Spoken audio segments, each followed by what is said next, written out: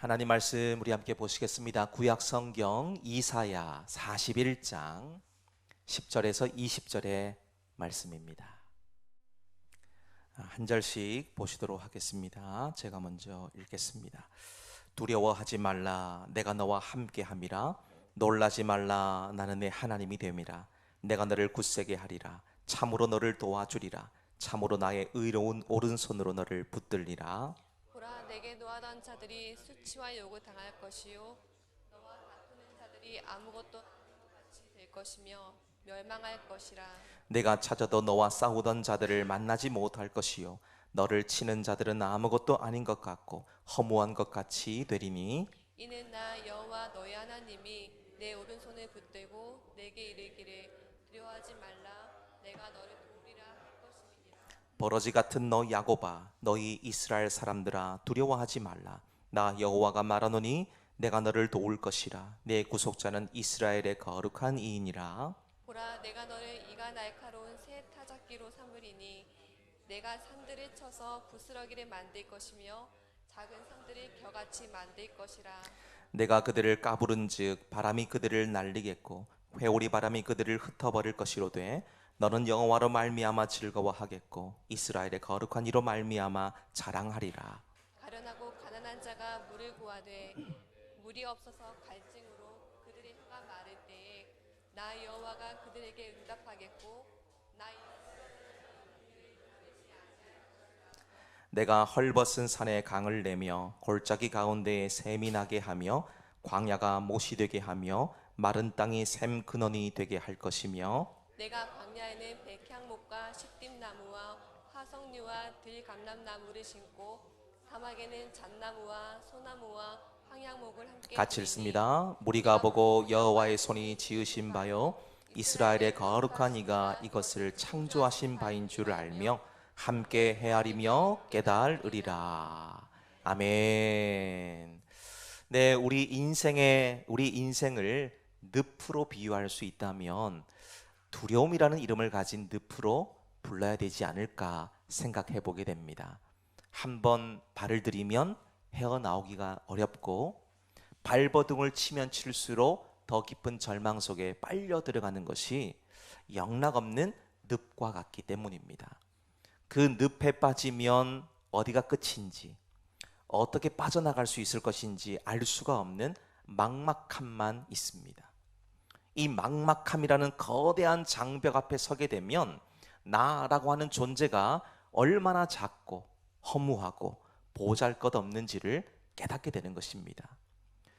오늘을 살아가는 저와 여러분에게도 이 늪은 존재합니다. 어떤 사람은 미래라는 이름의 늪에서 허우적됩니다. 불확실하고 장담할 수 없고 보장되지 않는 삶의 문제들 앞에서 어떻게 그것을 풀어내고 견뎌야 되는지 알 수 없습니다. 또 어떤 사람들은 관계라는 이름을 가진 늪에 빠져 있기도 하죠.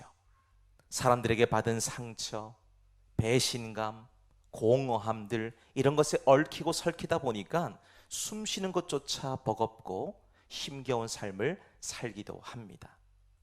이 늪은 마치 흘러내리는 모래, 유사라고 그러지 않습니까? 이 흘러내리는 모래와 같습니다. 사막을 걷는 사람이 가장 경계하고 주의해야 되는 것 중에 하나가 바로 이런 모래 늪이죠. 여기에 빠지게 되면 본능적으로 사람은 당황하게 됩니다. 살기 위해서 허우적대죠.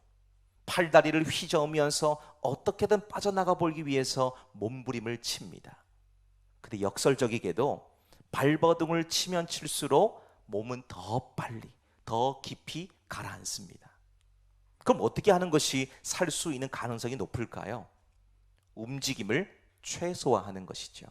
힘을 주며 발버둥 치던 몸에 힘을 빼고 차분히 누워야 된다는 겁니다.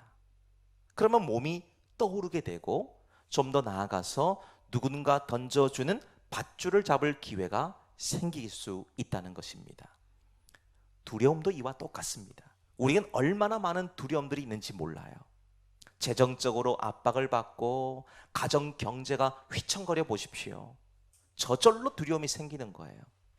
카드값은 어떻게 메꿔야 되고, 대출 받은 것은 뭘로 갚아야 되고, 다른 사람들에게 빌린 돈은 어떻게 무슨 수로 갚을 것인지, 생활은 어떻게 할 것인지, 이런 예측 불가능한 재정의 직격탄을 맞게 되면 두려움에 사로잡히게 되는 겁니다.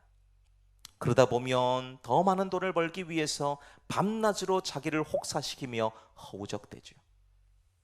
관계라는 두려움 앞에서도 마찬가지입니다. 우린 어떻게든지 간에 상대방의 마음을 돌려보기 위해서 안간힘을 쓰며 애를 쓰죠. 근데 결과는 어떻습니까? 우리를 점점 더 깊은 불안과 탈진의 늪으로 빠져들게 만들지요. 자, 이 늪에서 벗어날 수 있는 유일한 길, 나의 발버둥을 멈추고 밖에서 나를 향해 내미시는 손길, 나를 향해서 던져주시는 생명의 동아줄을 붙잡는 것밖에 없습니다.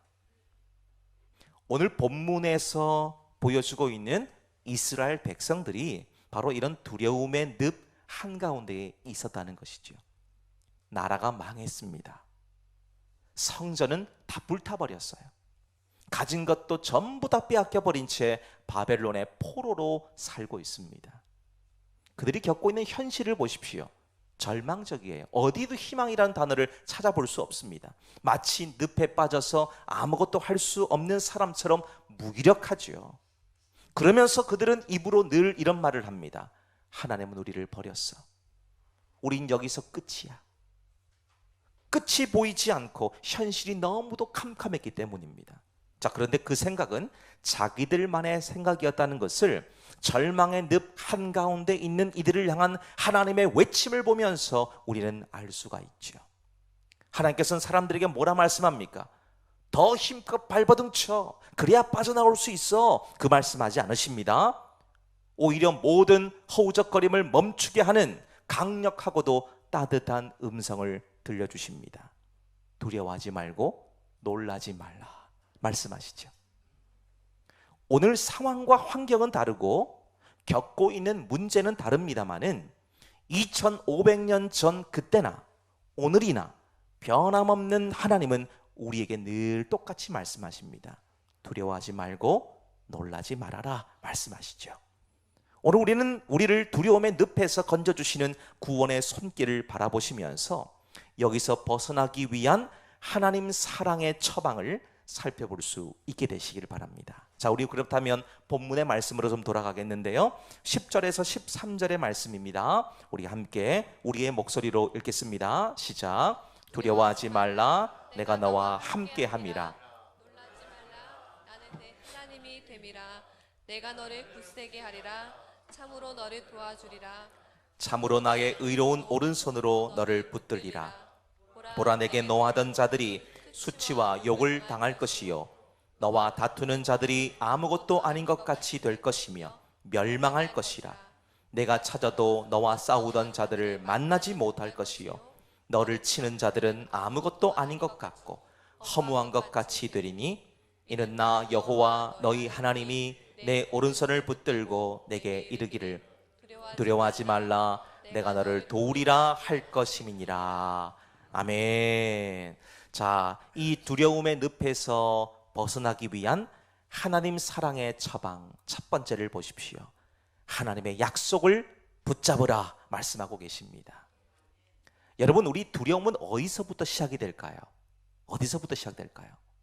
많은 경우에 혼자라고 느낄 때입니다. 혼자라고 느낄 때. 문제가 너무 커 보이고 내가 너무 작고 연약하다고 생각될 때 두려움을 만나게 됩니다. 열왕기상 18장의 말씀을 보면 바알과 아세라를 따르던 이방 제사장들과 영적 대결을 하면서 하늘에서 불이 내려오게 만들어 그 제단의 돌과 물과 흙을 전부 다 태워버리도록 하나님과 친밀했던 엘리야가 나오죠. 엘리야. 근데 그랬던 그가 19장을 들어가니까 희대의 악녀 이세벨의 협박과 증오 앞에 두려움이 찾아옵니다. 그래서 아무도 찾지 못하는 광야로 들어가서 로뎀나무 아래에서 죽기를 구하는 자가 되죠. 이것이 두려움을 만난 자가 보이는 전형적인 행동입니다. 자, 그런데 오늘 본문의 말씀 보시면 지금 하나님께서는 두 가지 명령을 하십니다. 두려워하지 말라라는 것과 놀라지 말라, 이 두 말씀을 하시죠. 이 말씀이 오늘 13절까지 읽었습니다만 그 밑에 나오는 내용들도 보시면 그 의미와 뜻은 비슷합니다. 두려워하지 말아라, 놀라지 말아라, 그 말씀하시죠. 여기서 말하고 있는 두려움이라는 것은 구체적으로 위협을 받거나 그런 대상 앞에서 느끼는 공포를 얘기하죠. 강원도 삼척에 있는 어느 학교 선생님께서 대통령을 만나는 자리에서 이런 말씀하시더라고요. 삼척에는 도서관 하나 없는 도시인데 도서관 건립을 위해서 좀 힘을 좀 써주시면 좋겠습니다. 그런 요청을 대통령께 했어요. 얼마나 건설적인 제안과 부탁입니까? 근데 여기서 반전이 일어나요. 이 도서관 건립을 위해서 힘써달라는 말을 대통령께 했다고 이 선생님을 죽이겠다고 협박을 하고 전화를 하고 막 테러하겠다는 사람들이 막 생겨나더라는 거예요. 아마도 어떤 이유에서든지 간에 이 선생님의 순수한 제안을 오해하고 반대하는 세력들이 이런 말도 안 되는 일을 하지 않았나 추측해 보게 됩니다. 이유에 어찌됐든 간에 이 선생님께서는 지금 불특정 다수의 대상들에게 매일같이 자기를 찾아와서 죽일 것 같다는 이 엄청난 공포와 두려움에 사로잡혀 계신 것을 이 인터뷰하신 내용을 통해서 제가 보았습니다. 아마 보신 분도 계실 거예요. 또 하나 놀라움, 이 놀라움이라는 말 나오죠. 놀라움이란 말은 앞서 말씀드렸던 두려움보다 조금 더 깊은 차원의 절망과 공포를 얘기합니다. 사방을 두리번거리면서 어찌할 바를 모르는 당혹감, 어디서 공격해 올지 몰라서 안절부절하는 불안감, 완전히 패닉 상태죠. 그러니까 우리말로 표현하면 여러분 잘 쓰시는 멘붕이 온 거예요. 멘붕. 아무것도 그냥 머릿속이 하얀 겁니다. 아무 생각이 안 나는 거예요. 빠져나갈 방법이 보이지 않고 문제가 해결될 가능성이 전혀 보이지 않을 때 느끼는 감정입니다. 출애굽기 14장에서 이스라엘 백성들이 느낀 감정이 정확히 이랬습니다. 이들은 하나님 베푸신 은혜로 430년 만에 애굽의 종에서 해방되어서 자유의 민족이 되었습니다. 근데 이 애굽의 바로가 강팍한 마음을 꺾지 않고 정예 군사를 이끌고 이스라엘 백성들을 다 죽이겠다고 맹렬한 기세로 뒤에서 진격해 오고 있습니다. 설상가상 지금 이들이 걸어가는 앞에는 거대한 홍해 바다가 앞을 가로막고 있는 상황이에요. 앞으로도 갈 수가 없고 뒤로도 갈 수가 없는 말 그대로 진퇴양난입니다. 자, 이런 상황을 맞이하고 있는 이스라엘 사람들의 마음이 어떠했겠습니까? 제대로 된 판단을 할 수 있겠습니까? 이 문제를 어떻게 풀어야 될지, 지금 이 상황에서 살 수나 있을지 알 수조차 없는 극단의 여러 감정들이 뒤섞여 버린 공포와 혼란스러움의 상태, 이 상태가 바로 놀라움이라는 겁니다. 자, 그런데 오늘 말씀을 보시면 하나님께서 그 두 가지 다 뭐하랍니까? 멈춰라고 그러시죠. 멈추지 않고 계속해서 두려움과 놀라움에 사로잡혀 있으면 상황을 제대로 볼 수가 없습니다. 문제를 풀 수가 없기 때문입니다. 그래서 하나님께서는 영혼을 병들게 만들고 죽게 만드는 영적인 질병 앞에서 단호하게 분명하게 멈추라고 말씀합니다. 여러분 지금 이 말씀을 듣고 계십니다마는 이 말씀에도 역시 두 가지 심령 상태가 나뉘어져 계실 거예요. 그래, 하나님께서 이제 멈추라고 하셨어, 이제 그만하라고 하셨어, 하나님이 멈추라고 하셨으니까 이제 하나님이 내 삶을 책임져 주실 거야, 그 믿음을 갖고 두려움을 걷어내시는 분들이 계실 거예요. 근데 또 한쪽에서는 아이고 목사님, 그게 어디 마음대로 됩니까? 현실은 그대로예요. 눈만 뜨면 걱정이 밀려오는데 나보고 어떻게 하라는 겁니까? 항변하면서 하나님 하신 말씀을 여전히 신뢰하지 않고 따르려 하지 않는 사람들도 계실 거예요. 근데 이 명령은 하나님의 약속이라는 강력한 근거 위에 있어요. 근거. 우리 근거가 있어야 믿잖아요. 두려움이라는 감정은 하나님이 누구신지 잊어버릴 때 시작됩니다. 자, 그러면 반대말이 뭘까요? 반대말. 하나님이 누구신지 확실하게 알고 기억할 때 하나님의 통치가 내 삶에 임하게 돼서 두려움은 사라지는 겁니다. 자, 한번 보십시오. 오늘 말씀에서 아주 구체적으로 두 가지 약속을 하고 계십니다. 하나는 뭐라 말씀합니까? 내가 너와 함께한다. 이게 뭐죠? 임마누엘입니다. 임마누엘 은혜를 말씀하시는 거예요. 두려움이란 감정은 우리를 더욱더 고립시켜서 어둡게 만듭니다. 그래서 이것이 깊어지면 깊어질수록 우리의 영혼은 깊은 우울과 절망에 사로잡히는 거예요. 깊은 우울과 절망에 사로잡힌 사람은요, 옆에서 누가 무슨 말을 해도 듣지 못합니다. 이미 그 늪에 빠져있기 때문이에요. 근데 하나님께서는 내가 너와 함께 하겠다라는 약속처럼 한순간도 우리를 떠나지 않고 함께 하심을 말씀하고 계시지요. 그리고 또 하나 말씀합니다. 나는 내 하나님이다. 약속하시는 거지요. 전능하신 하나님이 내 편이 되어주시고 나의 하나님이 되시겠다는 약속인 겁니다. 이 약속이 주어지는데 어떤 놀라움과 두려움이 나를 집어삼킬 수가 있겠습니까? 마가복음 5장을 보시면 야이로의 딸이 죽게 됩니다. 중병에 걸려서 죽어요. 그래서 모든 사람들은 애통해하며 슬퍼합니다. 근데 예수님께서는 야이로에게 어떤 말씀하십니까? 마가복음 5장 36절의 말씀 보면 두려워 말고 믿기만 하라 그러시죠. 두려워 말고 믿기만 하라. 그리고 그 하신 말씀대로 모든 사람들이 죽었다 말했던 어린 소녀를 다시 살리십니다. 여러분, 우리가 두려움의 늪에서 벗어나기 위해서라도 오늘 첫 번째 말씀처럼 하나님의 약속을 신실하게 붙드셔야 됩니다. 그럴 때 하나님께서 오늘 말씀하시오. 내가 너를 굳세게 하겠다. 너를 도와주겠다. 의로운 오른손으로 너를 붙잡아 주겠다 약속하시죠. 굳세게 한다는 이 말은 문제를 없애주는 게 아니라 문제를 이겨낼 수 있는 내적인 힘을 부어주신다는 거예요. 늪에서 버틸 수 있는 체력을 주신다는 거죠. 너를 도와주겠다는 말은 무엇이겠습니까? 우리 힘으로는 문제를 풀어갈 수 없고 이길 수 없지만 하나님이 그 문제 속에서 직접 들어와서 건져주겠다는 에벤 에셀의 약속인 거죠. 그리고 늪 밖에서 강력한 힘으로 끌어당겨 주시는 것을 얘기합니다. 의로운 오른손으로 너를 붙잡아 주겠다는 말도 보십시오. 하나님의 능력은 변치 않고 언제나 신실하게 우리를 잡고 있겠다는 약속인 것이지요. 이 손에 붙들려 있는 한 결코 우리는 깊은 늪으로 빨려들지 않습니다. 오늘 이 하나님과 함께 하심으로 두려움의 늪에서 벗어날 수 있는 은혜가 있게 되시기를 소망합니다.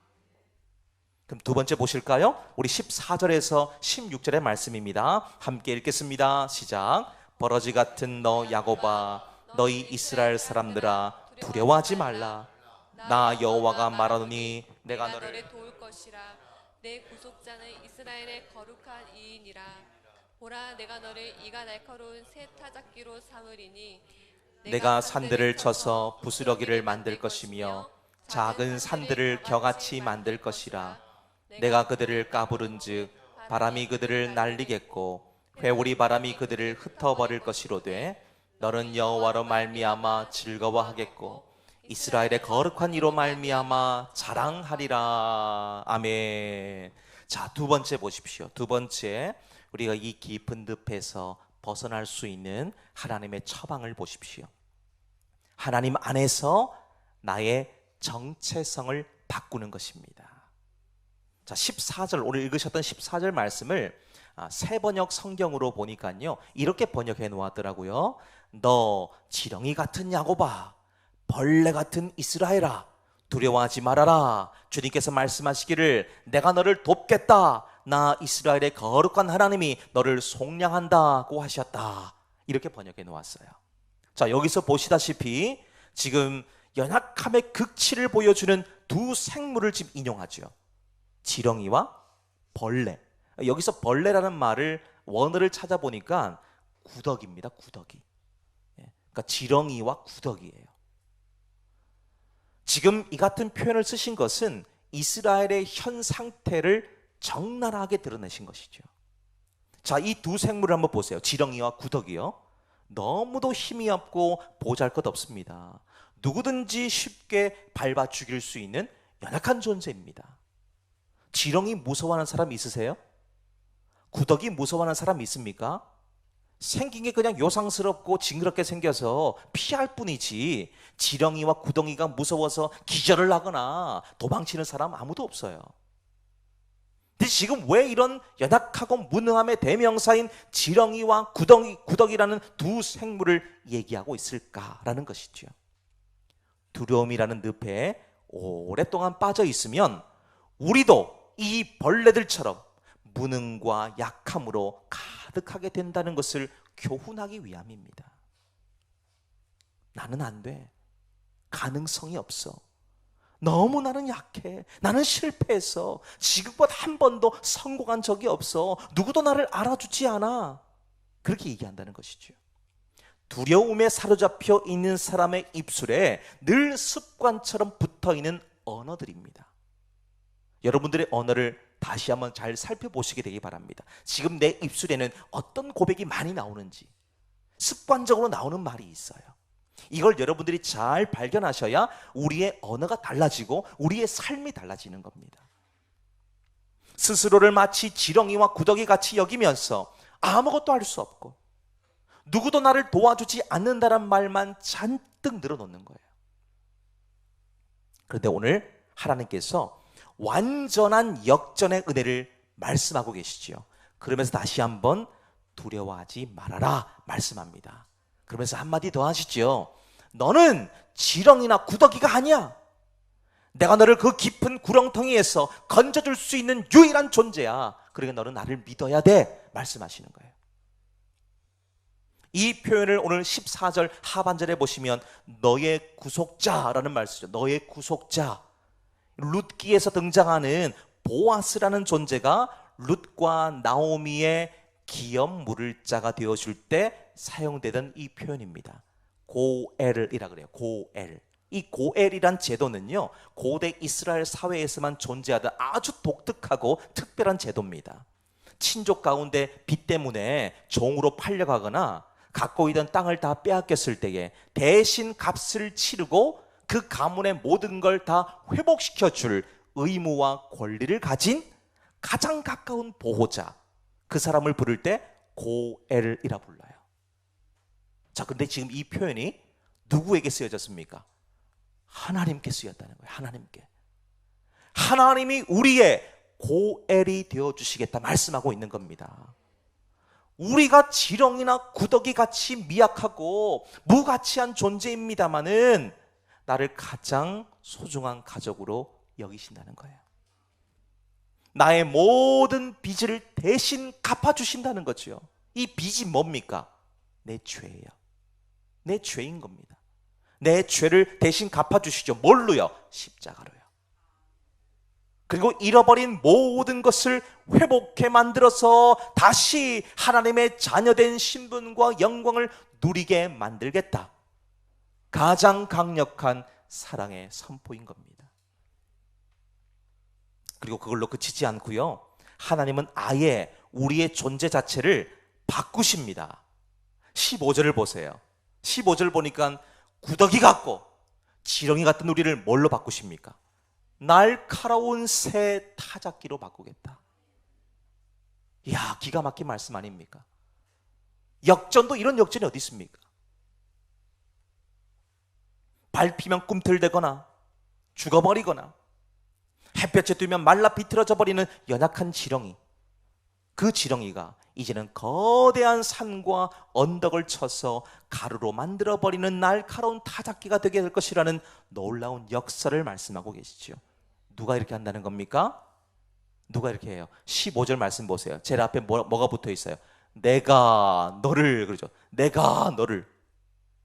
하나님께서 지렁이 같고 구더기 같은 저와 여러분을 거대한 산과 언덕을 쳐서 가루로 만들어버리는 날카로운 타작기가 되게 만들겠다는 겁니다.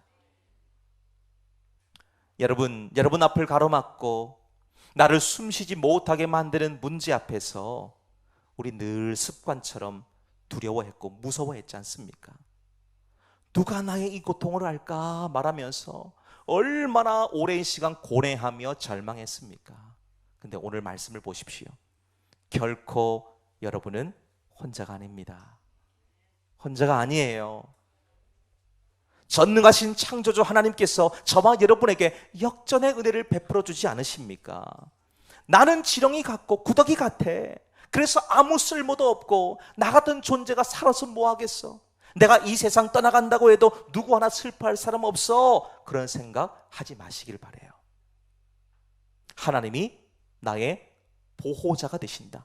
정확하게 표현하면 하나님이 나의 아빠가 되신다는 거예요. 아빠. 나의 고엘이 되어주신다는 말씀이시지요. 이게 우리의 온전한 정체성입니다. 저와 여러분의 정체성이에요. 그러므로 이 세상이 우리에게 붙여준 연약한 이름, 너는 두려워하는 자야, 너는 놀라는 자야, 그 말 앞에 우리 마음을 뺏기지 않게 되시기 바랍니다. 저와 여러분의 정체성이 뭐예요? 하나님의 자녀입니다. 하나님의 자녀. 하나님 불러주시는 새로운 이름을 붙잡고 우리는 선포해야 될 것입니다. 세 번째 보시겠습니까? 17절에서 20절의 말씀입니다. 우리 함께 읽겠습니다. 시작. 가련하고 가난한 자가 물을 구하되 물이 없어서 갈증으로 그들의 혀가 마를 때에 나 여호와가 그들에게 응답하겠고 나 이스라엘 하나님이 그들을 버리지 아니할 것이라. 내가 헐벗은 산에 강을 내며 골짜기 가운데에 샘이 나게 하며 광야가 못이 되게 하며 마른 땅이 샘 근원이 되게 할 것이며 내가 광야에는 백향목과 시띠나무와 화석류와 들감람나무를 심고 사막에는 잣나무와 소나무와 황양목을 함께 두리니 무리가 보고 여호와의 손이 지으신 바요 이스라엘의 거룩한 이가 이것을 창조하신 바인 줄 알며 함께 헤아리며 깨달으리라. 아멘. 자, 세 번째는 어떤 처방을 주고 계십니까? 하나님의 영광을 바라보라는 겁니다. 우리가 하나님의 신실하신 약속을 붙잡고 벌레 같다고 생각하며 살던 내 정체성을 하나님의 자녀라는 새로운 정체성으로 온전하게 바꿔주셨죠. 이걸 깨달았다면 이제 우리의 시선을 나와 나의 문제에서부터 하나님의 위대한 목적으로 옮겨와야 되는 거예요. 거기 머무시면 안 됩니다. 어디로 가야 됩니까? 하나님의 영광으로 가는 거예요. 하나님의 목적이 뭘까요?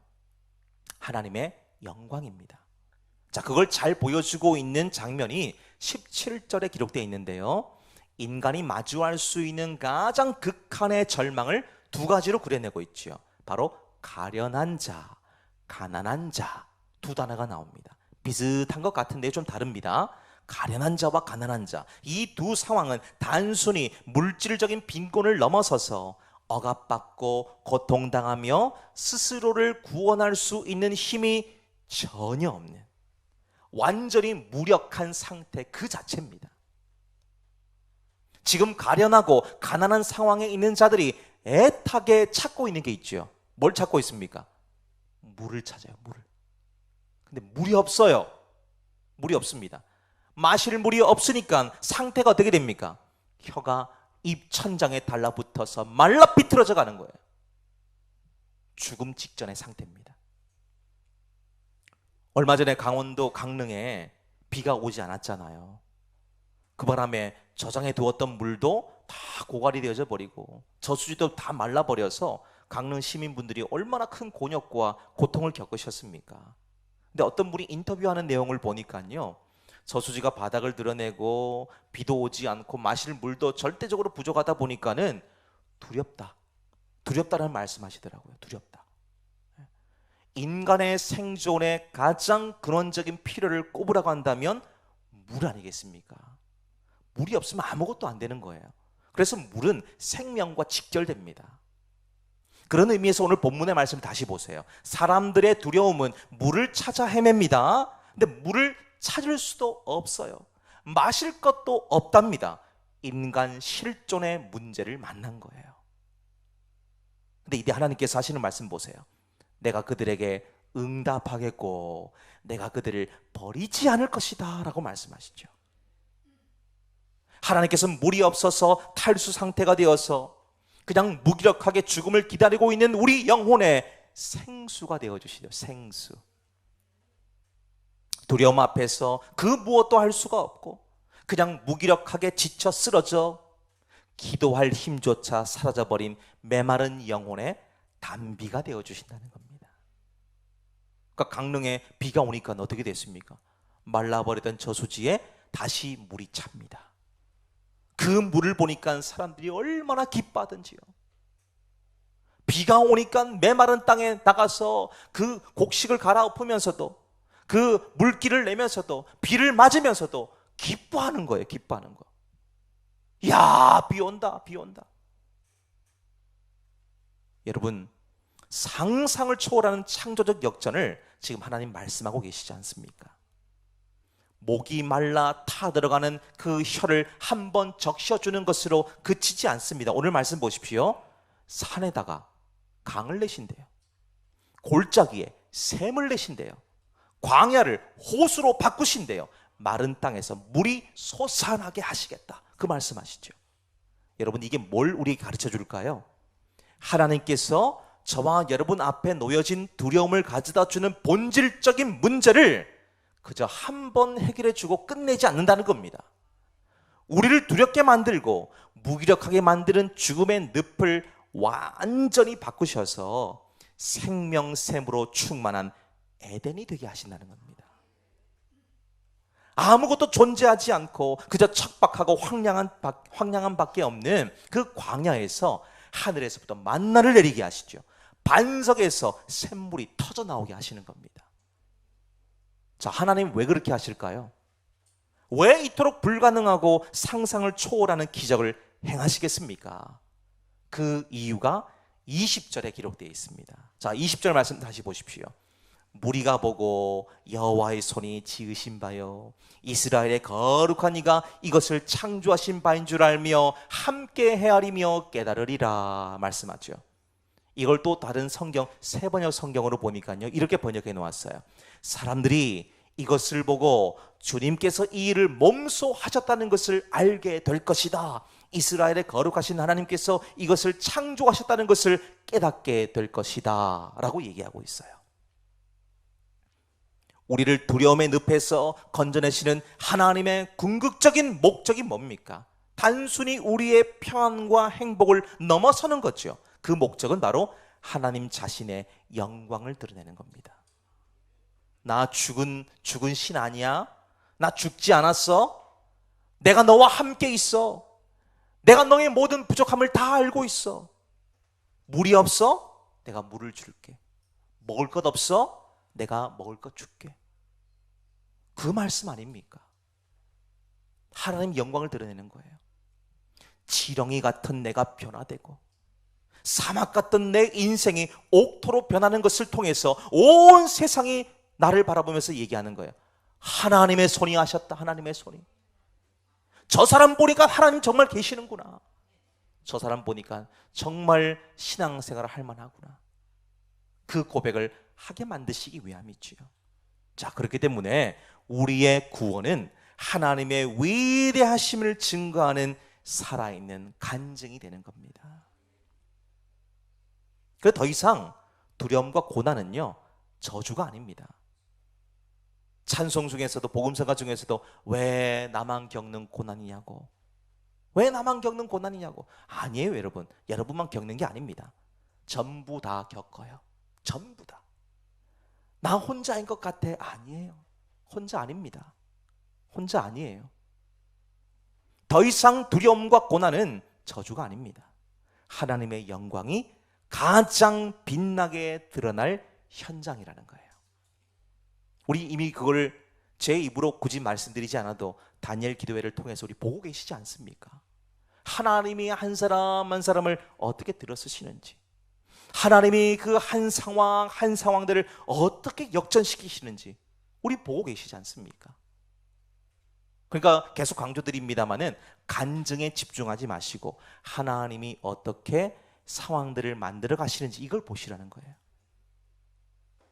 사랑하는 여러분, 지금 여러분들을 두렵게 만들고 무기력하게 만드는 것이 있습니까?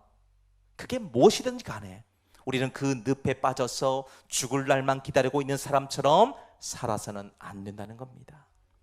생명줄을 내어 던져주시고 더 깊은 수렁으로 빠져들지 않도록 단단히 붙잡아 주시는 하나님을 의지해야 됩니다. 하나님께서는 절망의 늪에서 우리를 건져주시는 유일한 분이시거든요. 그러니까 우리는 하나님 약속을 붙잡고 하나님 안에서 내 정체성을 바꾸면서 그분의 영광을 바라보기를 소망합니다. 그럴 때 우리 앞에도 하나님의 이 음성이 들리실 거예요. 두려워하지 말아라. 내가 너와 함께 있다. 내가 너를 도와주겠다. 너를 붙들어 주겠다. 여러분, 우리 이 음성 들어야 되지 않겠습니까?